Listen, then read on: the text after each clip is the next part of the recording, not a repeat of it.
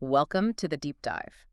Today we're looking at a case that really it's a powerful testament to why investigators have to follow the evidence, even when it seems to point in a completely different direction. Exactly. This is one of those cases that starts with a very clear, very urgent theory. And that theory is built on, the victim's own words, the timeline, everything. Right. And then you see science just methodically take all those initial assumptions apart. It's a huge challenge for law enforcement because they're under pressure to find, say, an older male neighbor, but they have to have the patience to look for clues that just defy that logic. So our mission today is to trace that incredible arc. We're starting with the chaos of a horrific crime scene, a really vulnerable victim. And from there, we'll get into the early leads, the red herrings, which were incredibly convincing at the time. Oh, they were. And then we'll zero in on that one seemingly minor piece of evidence that just blew the whole case wide open. And that's what leads to the interrogation, the confession, and a truth about the perpetrator that is just. Yeah. It's shocking. When you analyze this, you see a masterclass in evidence collection. The detectives were racing a vanishing clock. They thought he was literally still within walking distance. Exactly. And we'll see how one officer's quick thinking, combined with the power of the Florida Department of Law Enforcement's labs, let them just discard all those circumstantial leads and home in on the truth, even though the suspect was the last person anyone would have logically considered. Okay, so let's unpack the situation right as it first presented itself to the police. The initial call comes in late. It's June 9th, 2024. Around 11:40 p.m. Right. And this is in Raytown, Florida. So we're talking a quiet, rural area. This kind of violence it's almost unheard of there. Which means the response had to be immediate and massive. And the first officers on scene, they walked into a dual crisis. A dual crisis? How so? Well, first and foremost, they've got a 91-year-old woman who has been severely beaten. She's covered in blood. She needs urgent medical help. So they have to stabilize her. While at the same time trying to process a crime scene. And gather any detail, anything that could lead them to a suspect who is, for all they know, right next door. The reports describe her face as visibly swollen, blood spatter all over the bedsheets. I mean, the violence was just, it was focused and it was brutal. It's incredible, really, that she was able to recount the events immediately, despite that trauma. A testament to her strength. She reported waking up to a shadow standing over her bed. And the moment she confirmed she was awake, that's when the attack began. And this right here, this is where we get the initial suspect profile, which investigators, they had to take as gospel at first. Right. She gives them two very specific, very high-value details. First, the attacker had a noticeable Spanish accent. Second, he immediately started beating her. The police reports use the phrase wailing on her. So this wasn't subtle. It was an explosion of violence. Right. And the details she provided about the sexual part of the attack were even more specific. And they deeply informed that initial profile. She noted that the attacker struggled with sexual dysfunction. Yes. He either couldn't achieve an erection or couldn't maintain one. Yeah. And that detail was crucial for two reasons. Yeah. One, it provides a very specific characteristic. It suggests a certain age demographic, maybe a health issue. You're thinking older men. Sure. And two, she believed that this inability was the only reason he didn't complete a penile penetration, which, that speaks volumes about her awareness, even under that kind of duress. But the assault didn't stop. She reported that he did penetrate her multiple times with his fingers. He did, and the attack was sustained. It lasted for a staggering 15 to 20 minutes. 15 to 20 minutes. That's an eternity. That's almost unheard of in these kinds of attacks. It is. It suggests a really deep-rooted rage or maybe just panic desperation to complete the assault no matter how. And the crime scene itself, they backed her up, right? Absolutely. The physical evidence supported her narrative completely. The struggle was centered only on her. No sign of forced entry anywhere else. No evidence she'd fallen. The violence was strictly on the bedding. They found her underwear thrown off the edge of the bed? They did. And there were two other physical clues that became foundational. First, the victim was adamant about this. The attacker never took off his pants. That's fascinating. Why is that so important? It supports the idea that this wasn't a calculated sexual assault. It was driven by panic, frustration. He kept some kind of barrier, which suggests a lack of preparation, maybe severe disorganization in the moment. And that ties into the other big clue, the timeline. The timeline challenge, yes. She was absolutely certain he had left only 5 to 10 minutes before officers arrived. 5 to 10 minutes. Think about that. In a quiet, rural neighborhood, that means the perpetrator is almost certainly a neighbor, someone who just walked a short distance back to their own home. So, okay, let's put it together. The investigators have a composite profile. An older man, maybe with health issues related to ED, possibly a Spanish accent, who lives within 100 yards of the victim. And who is now likely sitting in his house, trying to get his breathing under control, while the street outside is filling up with flashing lights. That's the logical conclusion. They had to pursue that path first. The risk was just too high. But you have to wonder, how much weight did they put on the subjective stuff, like the Spanish accent? In a high-trauma situation like that, can you really rely on that detail? That's an excellent point. And police are keenly aware that sensory details like accents or height can be muddled in high-stress situations. So what do? They can't afford to ignore it, but they wisely prioritize the hard facts, the time window, the proximity, and the physical characteristics like the suggestion of erectile dysfunction. So the investigation immediately pivots to searching the local area for anyone matching even part of that profile. Which brings us to the neighbors. Right. The initial focus, because of the timeline and the description, was entirely on the immediate neighbors. And this is where the story gets really tense, because some of their behavior was, well, it was suspicious enough to make that profile seem dead on. Absolutely. When you're canvassing a neighborhood right after a violent crime, you're looking for any deviation from the norm. And what they found in two specific individuals raised immediate red flags. Let's start with neighbor A, the one they called the runner. Okay, so as officers are approaching the scene, this man is outside his home, his exterior lights are on, but the second he sees law enforcement, his reaction is just explosive. He runs. A total flight response. He bolts inside, kills all the lights, basically vanishes, which is a classic, though not always conclusive, sign of guilt. But it was the other detail that was so bizarre, what he didn't do. Right. He didn't bring his car doors inside. They were left unlocked and wide open. I mean, that is just baffling. If you're innocent and just startled, you might run inside, sure, but why leave your car wide open? It suggests a level of panic so extreme that basic actions are just forgotten. It speaks to disorganization, immediate, overwhelming panic. And the officers had to assume that panic was guilt-induced. A neighbor even confirmed that the community was very tight-knit, very protective of the 91-year-old victim. So his fleeing was even stranger in that context. Exactly. The combination of fleeing and leaving his property unsecured made him a prime suspect, at least circumstantially. They had to keep a close eye on him. You can just feel the cognitive dissonance for the officers. They have this incredibly suspicious person who fits the proximity requirement perfectly, but they have no physical evidence, not yet. That's the investigative tightrope you have to walk. You have this extreme circumstantial evidence versus no hard proof. They couldn't ignore him, but they weren't finished with the neighborhood. And then we get to suspicious neighbor B, Mark Chandler. Yes. He was spotted a little later, around 1 a.m., just standing at his door, watching the controlled chaos of the crime scene. His behavior was a quieter red flag, maybe, more calculating. That's a good way to put it. He was fully dressed late at night, which suggests he wasn't asleep. And, critically, detectives noticed a stain on his shirt. In the aftermath of a bloody assault, any stain is a major clue. A massive clue. So his late-night attire and his observation immediately put him on the list. And then he takes it a step further. He inserts himself into the investigation. Right. A few minutes after they spot him watching, he actually approaches the crime scene, crosses the police tape, and asks the officers if the victim was okay. Which is a well-known behavioral indicator. He knew something awful had happened, but he waited. He waited until the scene was secured and then approached, feigning concern.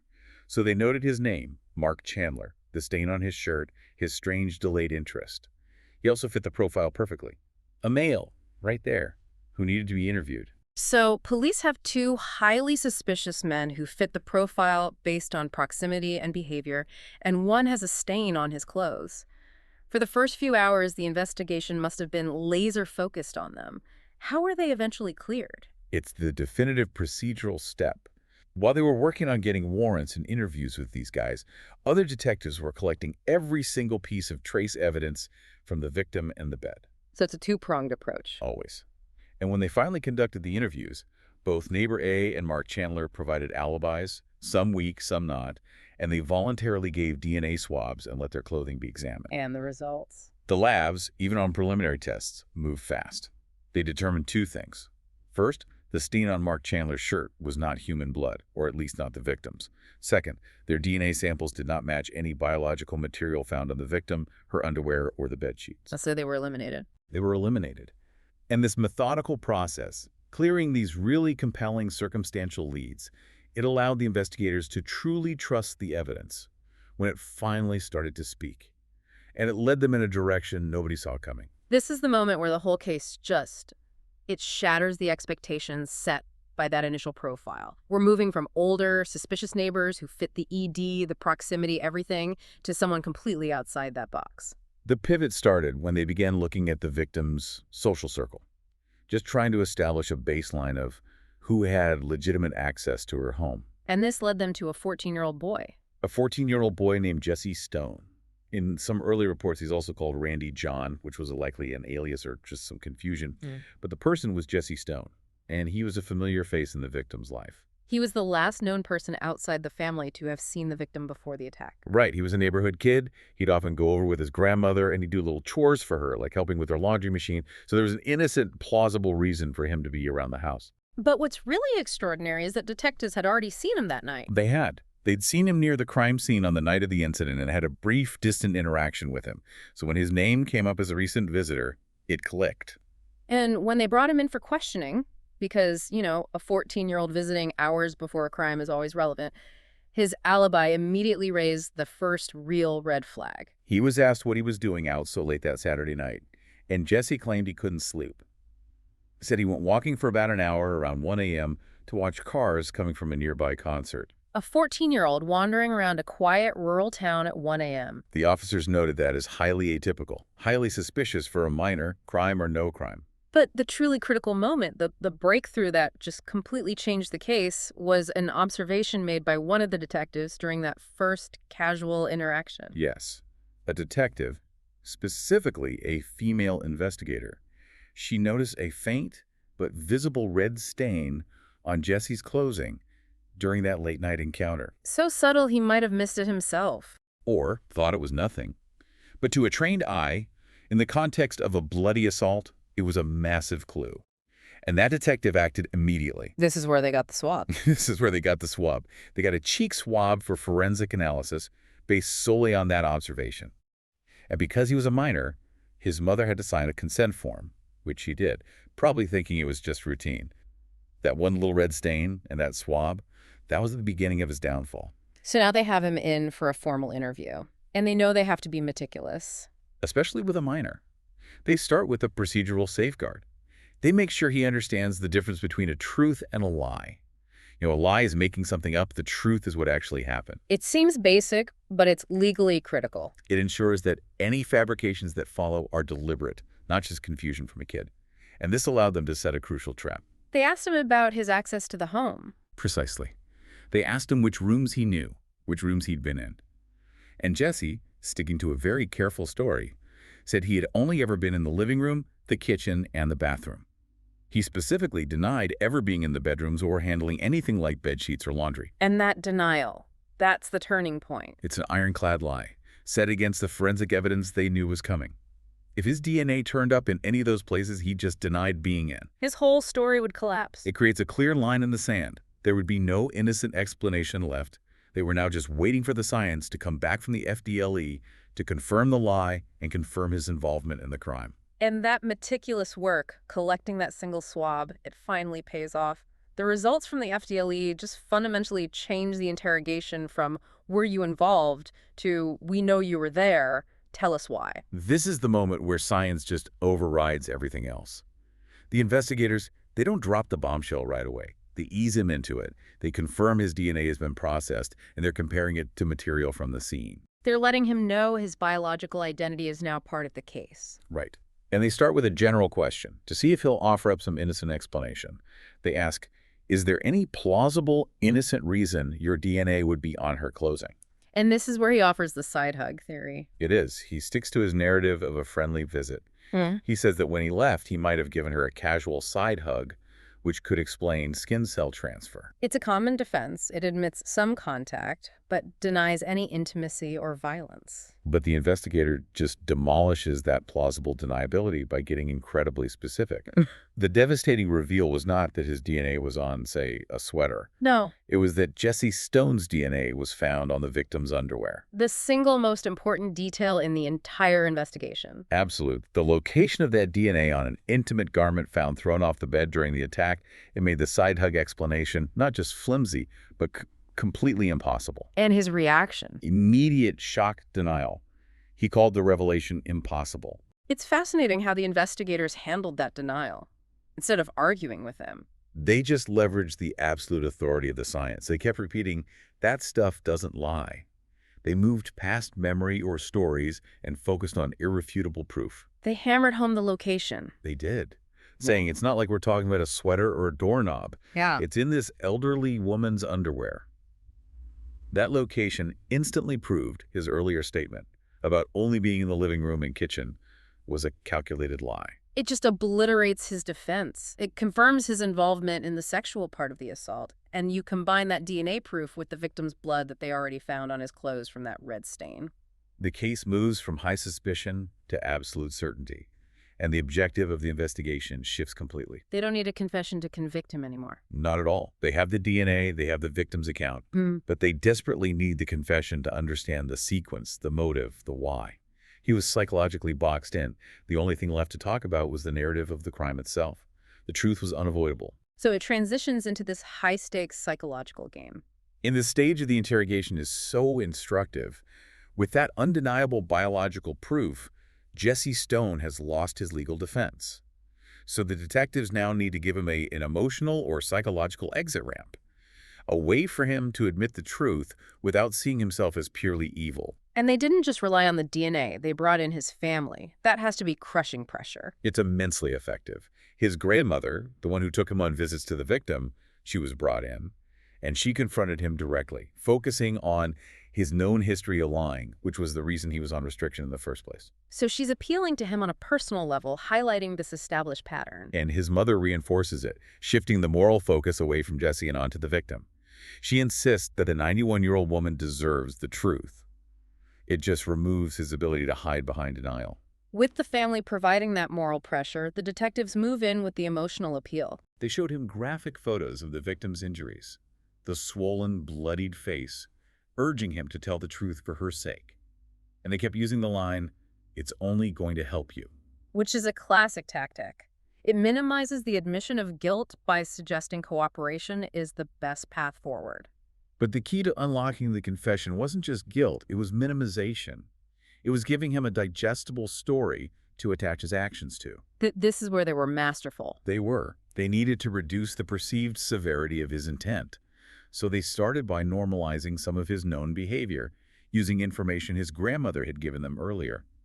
They brought up the fact that he'd been exploring some nudity and pornography. Specifically that he'd been caught taking his grandfather's phone to look at that content. Exactly. And they told him that this adolescent curiosity, exploring sexuality, looking at stuff, that it's totally normal and totally fine. They're creating a false empathy. They are.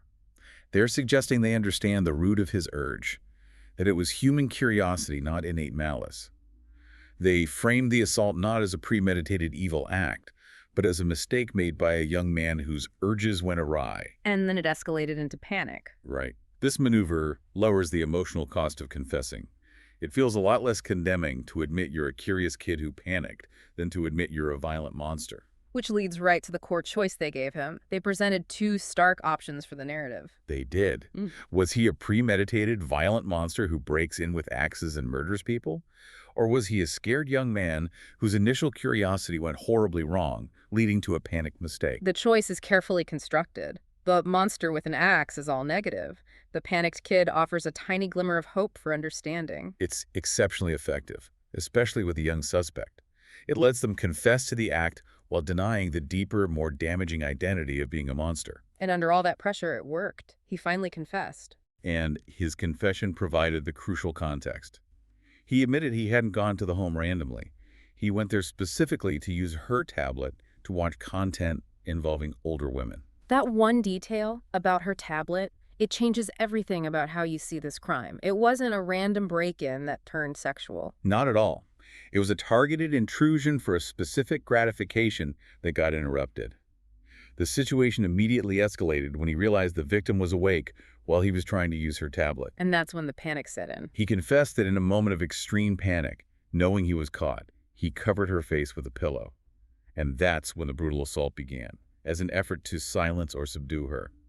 And with that, They had the full, horrific account. The confession, backed by that undeniable DNA, it brought the investigation to a swift conclusion. Jesse Stone was charged with burglary with battery and sexual battery. And given the clarity of the evidence and his own admission, the system moved very quickly. 8 months after the attack, he was sentenced. A significant penalty. A massive one for a juvenile. 25 years in state prison. And that's followed by an additional 30 years of sex offender probation, plus lifelong sex offender registration. In effect, he will be monitored and restricted for the rest of his life. The consequences are profound, but what's so difficult to process is the statement his mother made at the sentencing. After 8 months of evidence, his own confession, she clung to a completely contradictory view of her son. It's a heartbreaking and, frankly, a common example of cognitive dissonance in parents. She stood in court and insisted that Jesse is a caring person, kind, not violent, and not an aggressive person. She said he was a good person who everyone would love and care about having around. And you have to ask, how do you reconcile that description of a kind, non-aggressive person with the documented actions of brutally beating a defenseless 91-year-old and covering her face with a pillow to assault her? The chasm between perception and reality is it's immense. It really underscores a difficult psychological reality. The capacity for extreme violence doesn't always manifest in a perpetually angry personality. Sometimes violence is reactive. It's born from panic, impulse, or suppressed urges that find a terrible outlet in a specific moment. So her description was probably true of his day-to-day behavior? Likely. But it failed to capture the potential for that momentary, devastating action that the stress of being discovered triggered. So this case really is a comprehensive synthesis for anyone studying criminal investigation. It's a powerful illustration of how objective forensic evidence, a simple cheek swab and a DNA match, has to take precedence over everything else. It overcame convincing red herrings, the suspect's own lies, the family's denial, everything. It revealed a perpetrator no one, and I mean no one, expected to find. The victory here wasn't just finding him. It was the victory of methodical, science-driven police work over assumptions. So this has been a deep dive into an investigation that really hinged on trusting the smallest physical clue over the most obvious suspect profile. We saw how quickly detectives had to pivot when that initial description, older man, Spanish accent, ED, was just shattered by a red stain on a teenager's shirt. Yeah, the core lessons here are pretty clear. You have the supreme power of DNA evidence to refute a detailed lie. And then you have the efficacy of using specific psychological tactics like minimization to get the complete truth, even when you've already got enough for a conviction. But the confession left us with one chilling detail that it kind of moves beyond the facts of the case and raises a deeply uncomfortable question. It does. Jesse admitted he went to the victim's home specifically to watch sexual content involving older women on her tablet. He wasn't there for money. He was seeking a specific gratification using her device in her space. And that leaves us with a compelling question for you to ponder. Did the immediate environment, using the victim's own device in her home for this highly specific, intrusive purpose, did that create a level of shame or vulnerability that directly escalated his panic into extreme violence once he was discovered? The motivation wasn't just general opportunity. It was a focused, interrupted trespass for gratification. Something to think about. A truly complex and difficult set of facts to process. Thank you for joining us for this deep dive into the dynamics of forensic science and criminal psychology. Until next time, keep exploring the details that the headlines miss.